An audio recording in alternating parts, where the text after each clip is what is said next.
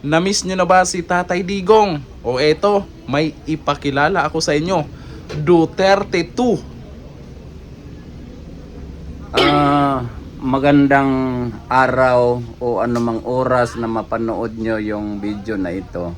Well, alam nyo ako, sinabi ko na sa inyo before, nagasakit talaga ang dibdib ko makakita ng mga Pilipinong nahihirapan. Kaya ginawa ko lang ang tama. Ngayon, andito naman ako. Sabihin ko sa inyo, wala akong pinagsisihan dahil ginawa ko ang tama para sa bayan ko.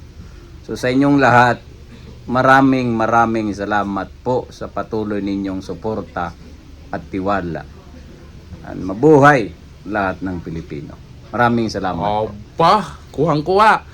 Pero huwag kalimutan, i-follow nyo po siya sa kanyang page. Yan po, nakikita nyo po sa screen. Kami no?